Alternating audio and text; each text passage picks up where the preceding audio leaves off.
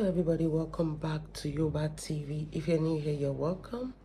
Kindly click that subscribe button on your screen, like, comment and share this program. Ẹ̀yin gbogbo last week Regina àti ọkọ ẹ̀, in fact ọ̀rọ̀ wọn so pọ̀ débi pé ó tún overshadow a whole national threat. That is being, the whole country's threat is being, it overshadow a whole terrorism threat in Nigeria. But this is what I used to say. People used to be like, Atemu, kò ní conscience, kò wà empathic, kò ní kíní kan. Mi ò lè parọ́ fún yín. Mo máa sọ for everything that anybody ṣe ní ayé, they know exactly what they are doing, and you are going to pay for the consequence of your actions. So if I sit down here and be pretending to you as if I'm the best, no, I am not. In fact, I am far away from perfect. Everybody knows what they were doing. Regina and the man know what thing they walk into. They know what thing they want from each other, and they got it. So what is now the empathy? All of a sudden, she's a victim. No be una victim. They play up and down on social media. Yes, they do hair, they do nails, they do video, they dance. You're victim. So that is one thing I want you to understand. Nobody is a fool. That is it.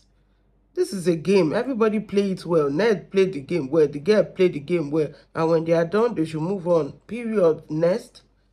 It's not being empathic. I can't be here crying over somebody's failed marriage. Who say it's not good. Women are suffering. It's a lie. I tell you one thing, way sure. If somebody younger than Regina come to that man's house, it go still marry him. Another woman go still force her pikin enter that man. So this is not something we have to be empathic about. They know exactly what they are doing.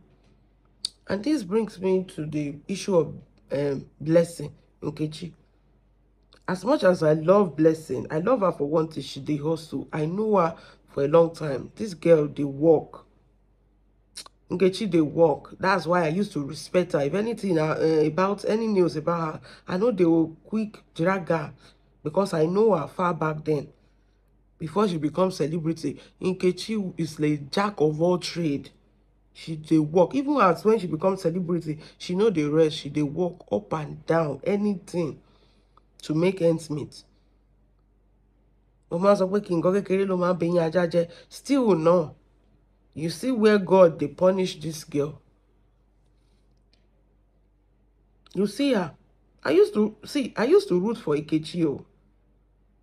I used to root for Nkechi. That girl now confirm hustler. I swear, you no go understand wetin they talk. The work where I know fit do, Nkechi they do her. She know they do olosho. Hope you know say Nkechi know they do olosho. She get body to do olosho. She know they do olosho. She dey hustle well. She don't get that body tete. That back then when we know her very well tete. She know they do olosho. She know they open leg, open yash, just like that too. If not that relationship, now him bring her matter on social media. Nkechi no be. You see, when I tell you something, I tell you a fact that I know.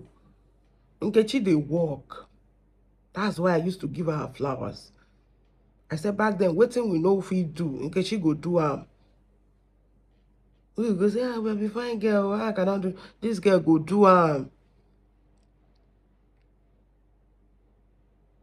Boy, won't cut on ṣẹlẹ̀. Ibì kan náà lóyún náà tí máa fi ìyà jẹ èèyàn náà ọ̀rọ̀ ọlọ́kùnrin dé ni. Professor Falegan, Opeme, excessive. How long? How many minutes excessive leave this girl? Where excessive don't get another girlfriend? You know. But I'm a person that and the girl don't give birth before now. She get a son now. And that marriage too failed. Before Falegon, then excessive. Now she don't bring another man come outside. One thing women don't learn is that, and I don't know why she know they learn. Maybe she's trying to prove to us about something like she's no. If you are mentally stable, you will not need validation online. Like, if I want to talk about me and my husband matter, I go talk about something related to it. Not be me bringing my husband, our marriage, to social media. No. If you think you need a validation, and every time you do this thing used to fail. Some people say that guy now AI, when Nkechi post, AI or no AI, your life is revolved around failed relationship. You should be careful. Because for everybody where you bring, Nkechi, these men, they use you like ladder. When they don't climb to where they want to go, they go throw away you. Now so they go talk, say, she be local, she no go school. We want her to go school. She no know how to bath. She know they brush. You know they wear pants. You know, this is what they will say. And I don't know why you keep letting that happen to you. Sometimes you have to take a step back, or as a lady. The first one, the second one, in the space of how many years? Is it up to 5 years before? Is it even up to 5 years? You and Falegon, you and Excessive. You don't, 2 men, 5 years. You don't bring another one come now. AI or not. YouTube video or not. Promoting music or not. Your life should not revolve around men. Let us see other things that you do. You are known for one thing. Failed relationship. This one where you don't bring now, people go, they say, oh, this one too go fail. And I feel like I don't do this video before. As a person where I like, where they also, I like that girl. I feel like Nkechi supposed do every other thing except man. And if this one fail now, they'll say, women are not empathic. She's no, you see now, she walk herself right into this trap again. And she still bring man. We don't okorin ejika no man gbokorin si. Tó bá fẹ́ ṣe bí wèrè wá yẹlẹ. O tún ti gbé wọn sórí. This one where they bring come out, AI or not, it go use you claim fame. After it don't eat you, clean out, it go dump you. Go meet the person. Either you take it or not, you're a big girl. You do big girl that I mean, it's not like big girl in personality. I mean your body structure. Men just want to chop big girl. They don't really want to house them. If that makes sense to you. Men like to chop big girl. Now big things they more like. They like it when it's behind the closed door. They don't like it to be theirs when they are outside. So this is how you control your energy. Give it to the people who deserve it, like senators, governors, commissioners. We go pay the cool money, go the kajumbe. You see all these young boys? They no go house you now. They go just use you for your fame. Climb ladder. When they don't get that fame, dump you. It's the same thing. When we watch that Honorable doing home, that one, if Honorable no marry you, I don't believe that Excessive go marry you. Because that one, you people look fit together. You even look alike. That one, if you, the two of you born picking or more, that picking go fine, eh? Everybody is voting because you look like it can handle you. And you look even more calm when we are with that Honorable. I mean, you know, when you're in a relationship and the guy brings, you automatically feel peace of mind. You are not doing way that you used to do before. You used to look reserved. You dress better, you know.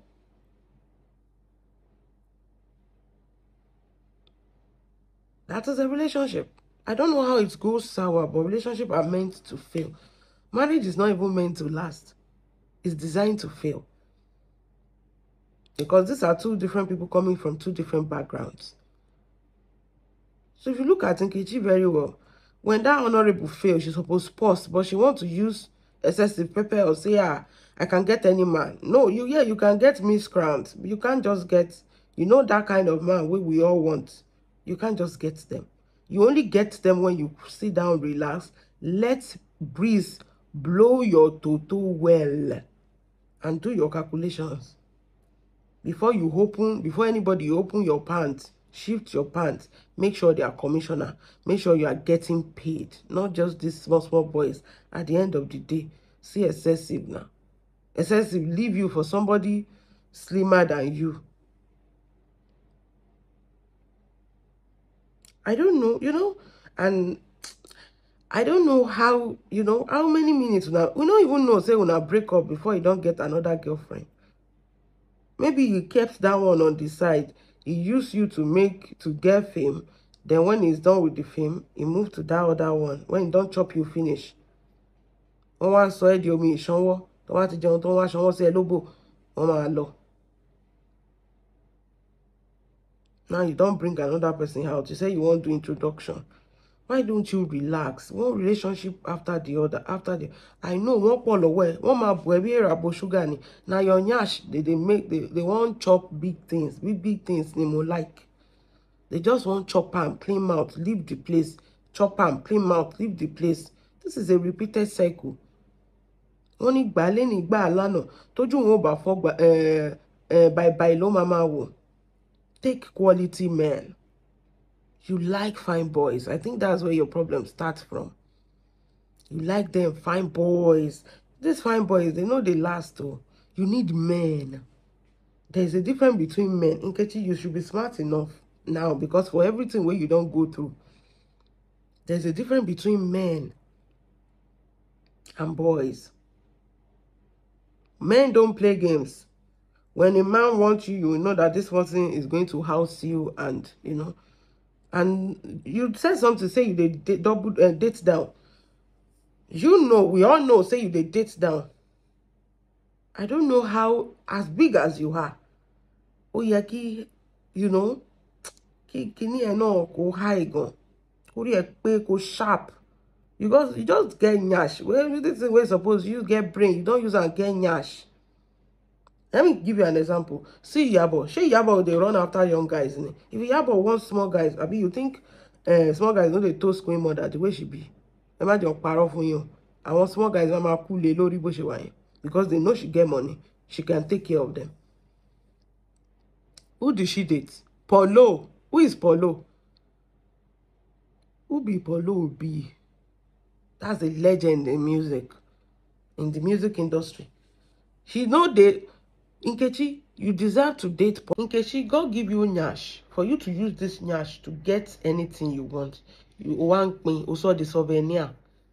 You want me if I was also boys. You were not too solemn. Boy, any pata conshet meji. Ṣé àwọn tó yẹ kó máa pín adúrú ìdí yẹn fún nìyẹn. Èmi kó lọ jẹ́ irú èmi ẹlẹ́yà tẹ́mù ni mo ní adúrú apó ńlá yẹn. Ọlọ́run president yìí máa lọ lọ́wọ́ gan. Kò sí nǹkan tí kíní fẹ́ ṣe. Àǹtí Rẹ̀mí kí ló fẹ́ ṣe, àbí kí lorúkọ ìyàwó ẹ̀ yẹn, first lady yín. Kí ló fẹ́ ṣe? Kò sí nǹkan kan tó fẹ́ ṣe. Àwọn yẹn ló máa jẹ́ sórí irú ìdí tó ní, irú apó ńlá tó ní, àwọn máfíà ló yẹ kó máa dó ẹ̀, lórí yẹ kó máa jẹṣẹ́ yẹn. Ó wá ń pín fáwọn àwọn tí ò ní nǹkan kan. Good girl no dey pay o. Fine boys no dey pay, they get nothing where they go offer you. They go just chop you, mess you up, leave you. You are no more for this failed relationship than even your movie. With that appo.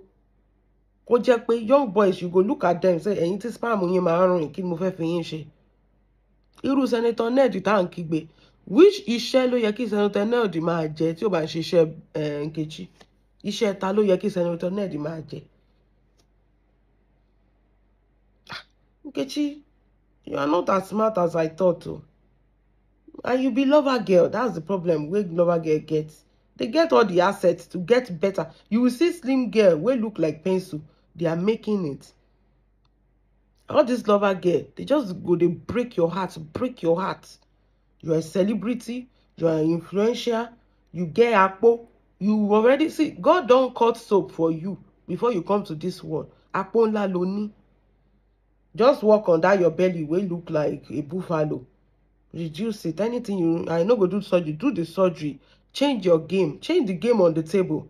My hope, my shipata for anything that is not worth nothing nothing less than 1 billion.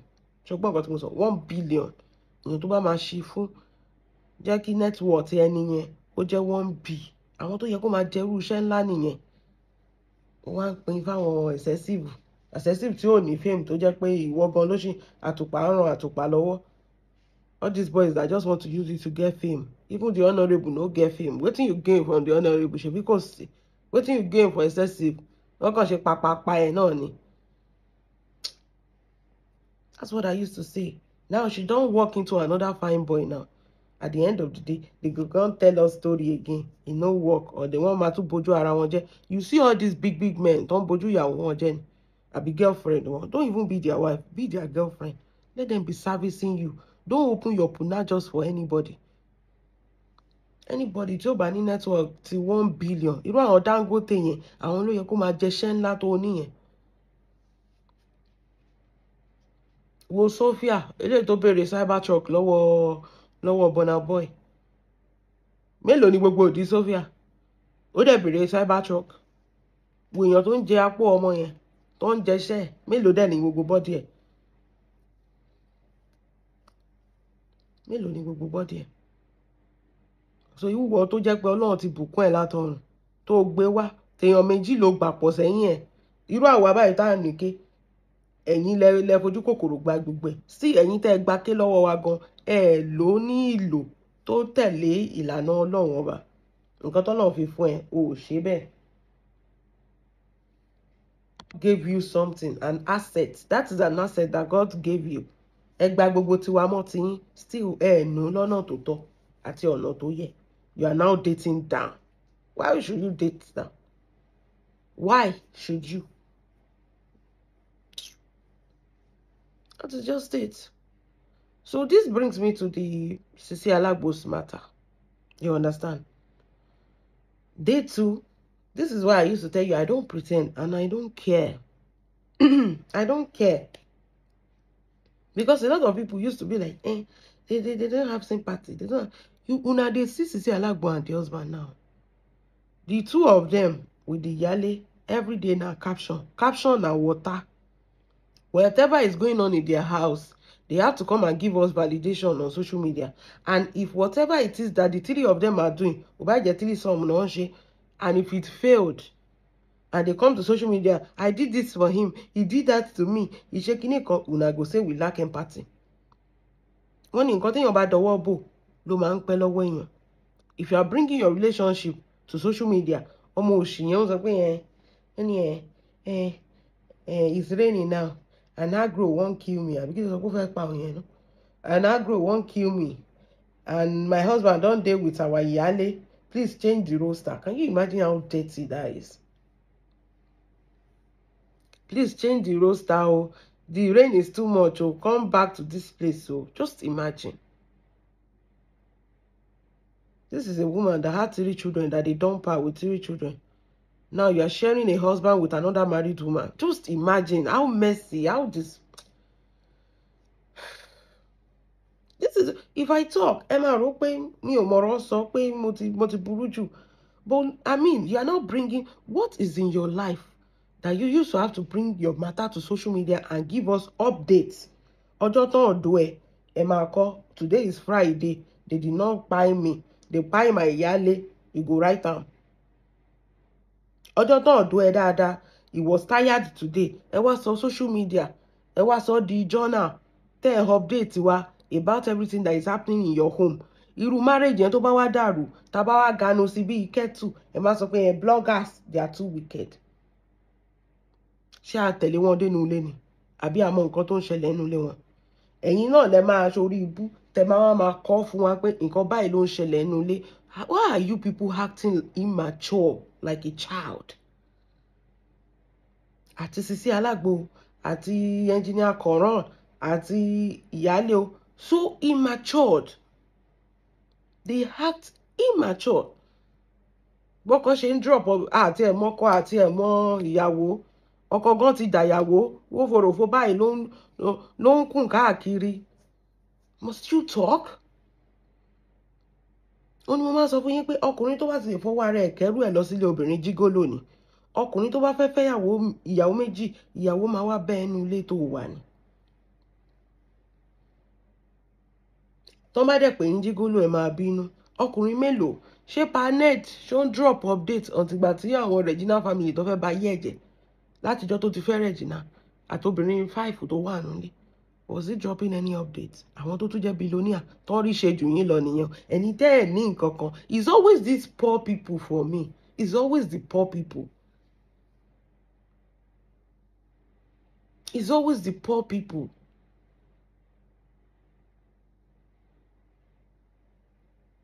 You understand? It's annoying. Kí ló ṣẹlẹ̀ gangan náà? Ilé ayé o, you know, life is easy. Keep your relationship off of social media. Mo tiẹ̀ tún gbọ́ kinní kan lọ́dọ̀ àwọn amẹ̀bọ̀ student. Wọ́n tún sọ pé engineer Koran wípé tún lọ ń like ìwèrè mẹ́sìn. Of course, àkànṣe èrè lẹ́mà wọ́n ní àgùntàn tó bá já rìn ó máa jẹ̀gbẹ́. Tó bá tilẹ̀ ń like ti yèyé mẹ́sàn, of course òun náà máa gbọ́mọ ṣépè náà. Because irú ọkọ yèyé mẹ́sàn náà lòun náà jẹ́ náà. Gigolo recognizes gigolo. Game recognizes game. I went to marry that woman because she get money and I cannot work for a living to make something for myself. So I need a woman to take care of me. That is the definition of gigolo. Dropping updates is the definition of gigolo. Tíṣẹ́ ọwọ́ ẹ̀ bá dá ẹ lójú ni, o ní máa kọ update lójoojúmọ́. Ọkùnrin ni ẹ̀ náà. Go and look for a job. Go and get busy. Ọ̀lẹ. You cannot take care of yourself. You cannot take care of your wife that you get at home with your children. You ran kotokoto to go and meet a woman. Wá lọ jókòó sí dídì ìkòkò àgbo wá sọ wọ́n pé ǹjẹ́ ta ní jígólò tí ò bá ń ṣe wọ̀. Tí relationship ìwọ àti sísẹ́ alágbo tẹjọ́ ń tanra yín jẹ tó bá dàrú. Àwa lẹ tún máa wá bú o pé we are not empathic. Ẹ ṣàárí wọn sìn. Ẹ máa ní mo sọ bẹ́ẹ̀ o. Èmi ò wish kí marriage yín dàrú. But keep your shit off of social media. Social media is not a real place. Wọ́n máa ń bá nǹkan jẹ́ ni. If you are old enough like that and you did not know that, you people, you are a fool o. Ẹ kàn jẹ́ fool lẹ́kàn ṣe threesome káàkiri ni. You are a fool, a big fool. Àtọkọ àti ìyàwó àti anybody tó bá pèrè ẹ̀ lórí inú yín.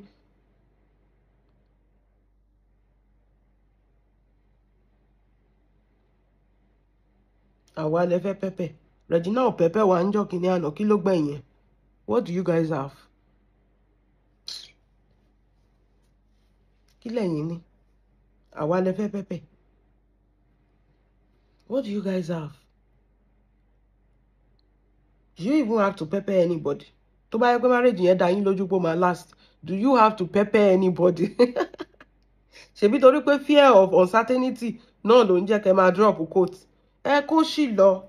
We've been on this social media for a long time. We know how they update. But anybody tó bá bí yín dá, táyé wọn bá tún ta. Anybody, ẹ wo ti Mommy Dollar àti Bọ̀dá Ṣígò. Ṣé wọn ti dàrú ni? Nǹkan tó ń pè ní social media ni. Wọ́n ní àwọn àjẹgàn ti rówó ra dátà orí social media ni wọ́n wà tó ń fò kiri. Ọjọ́ wo náà ti fún yàn kan lóúnjẹ lójú oorun last rí? Ọjọ́ wo lẹ ti rí àjẹkẹ́ ó ká ó jábọ́ látọjú kìíní ilẹ̀ mọ́ba? Orí social media làwọn ayé gan wà. You keep your success off of social media. You keep your marriage off of social media. Your children. On social media yẹn wà tẹ wọ́n update. Wọ́n ò dómi lénìí o. Wọ́n ò dómi dáadáa lánàá. Ọ̀dọ̀ ìyálé ló lọ sùn sí níjẹta. Àwọn ọmọ ẹ̀ wọ́n gbọ́dọ̀ ní school lánàá. Ẹ̀yin àràgbò tàlé ni. Just imagine. Wọ́n bá bá yín fẹjú mọ́. Ara yín máa balẹ̀. Ẹ tún máa wá blame wa. Ẹ máa sọ pé it's the bloggers. Èyí tẹ́ máa blame bloggers. It's the bloggers on Facebook. Àwọn ló dá gbogbo nǹkan rú. Okay, tó bá tiẹ̀ dàrú. Èèyàn kan náà ni ìyálé yín tó jẹ́ pé ẹjọ́ ń jí ọkọ gbé ni. Ìyálé yín náà tẹ́jọ́ ń gbọ́kọ lọ́wọ́ ara yín. Ẹ rí nǹkan tó dá sórí social media. Ayé yín náà tún lè dàrú nǹkan bẹ́yìn. Kò sí nǹkan tó fi ń ṣe yẹn. Ẹ̀yin èèyàn mi ẹ jẹ́ á máa lọ. Ẹ jẹ́ mọ̀ nǹkan tẹ́ bá feel about this video down below. God bless you. Have a wonderful day. Bye.